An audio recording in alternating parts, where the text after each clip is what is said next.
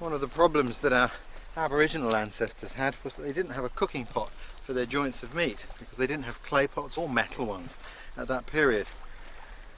They had to use their fire. Now, to make an oven, what I've been doing here is I've been burning a fire for about an hour and a half into a hole in the ground which I've lined with flat rocks so that the rocks will become very hot, and I'm going to cook the meat in there. First job now is to open this pit up. There's a lot of heat comes out because the rocks are now white hot.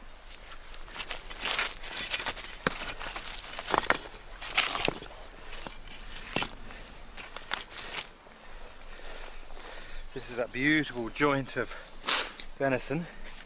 I'll put that straight on top of the hot rocks, like that. And I move these now on top and around. There's a nice big flat one there. You can see the meat shrinking away from them. This sort of cooking, you've got to have the right sort of ground. You would never want to do this on peat because you could set the ground itself alight. Now I'm only cooking one leg here. You could cook a whole deer this way, and I quite often do that, but even a big feast of many animals could be cooked in this manner. What I'm going to do now is just going to put a lid on top and put these sticks across here, green sticks so they won't burn. You can already smell the meat beginning to cook. Beautiful. So now I'm going to cover it with moss.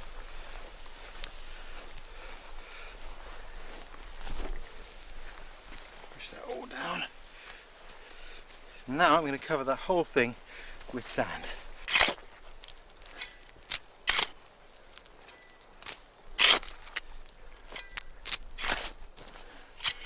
There we go. Well, the sand makes an airtight seal. One hind leg of roe deer rocks as hot as that. About 2.5 hours, I'd say, in our measure of time. And while that's cooking, I think we'll have a Stone Age seafood starter.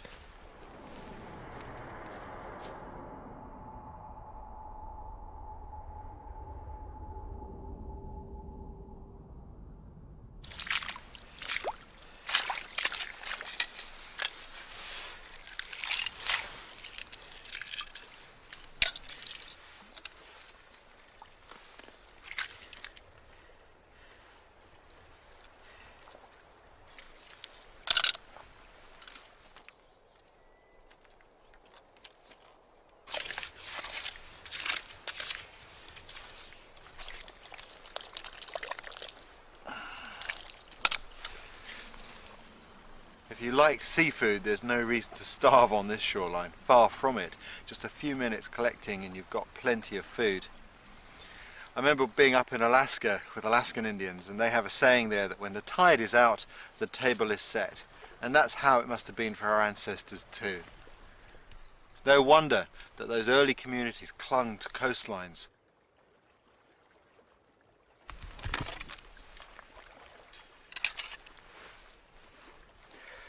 There we go.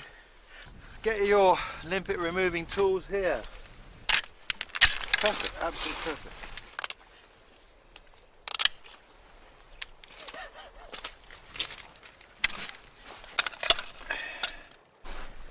To cook the limpets, I can encourage them to clamp down onto this flat rock.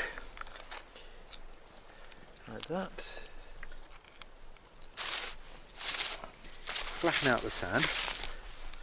And I'll take these, got a couple of razor clams there. Beautiful mussels up here, some really large ones.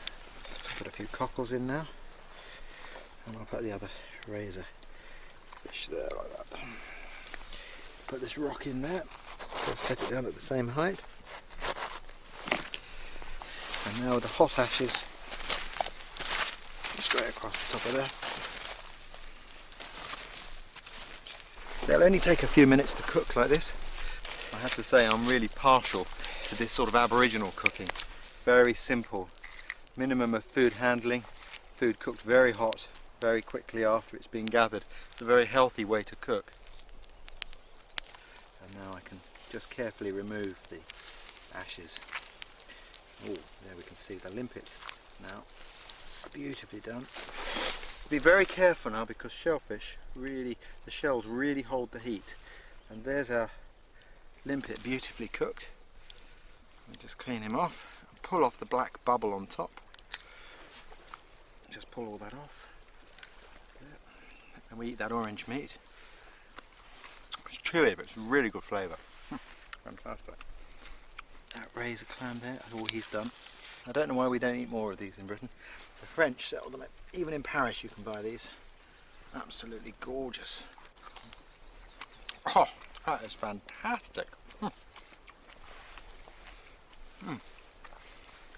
cockle looks like he's just about done. Oh, that is definitely my favourite seafood.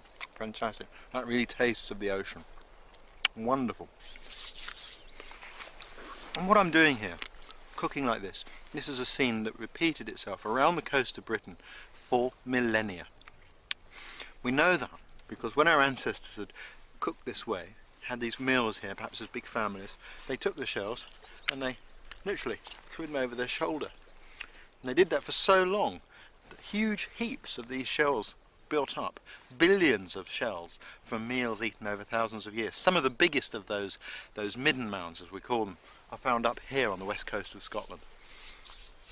I think it's fascinating. And in those mounds you also find other things. You find deer bones, wild boar bones, even the remains of seals, giving you some idea of the diversity of their diet. I don't know, maybe it's time to start a new midden mound.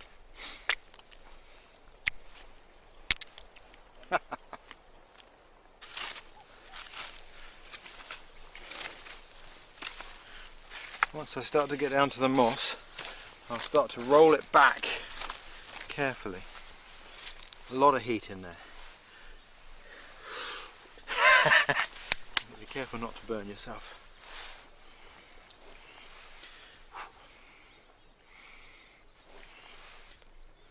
Oh, the smell! If you could only smell this. You can see how the sticks have cooked. There's the meat. That looks beautifully cooked.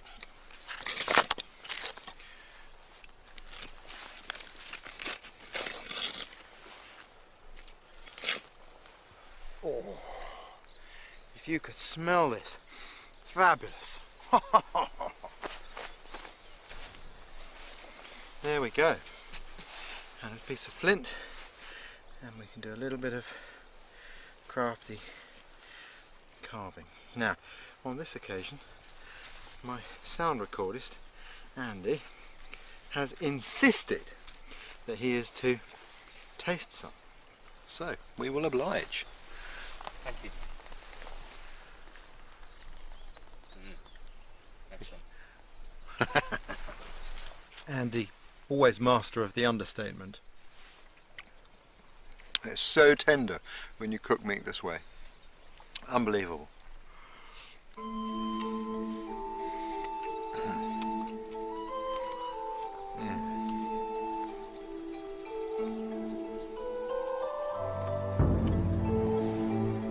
Bushcraft never wastes a resource.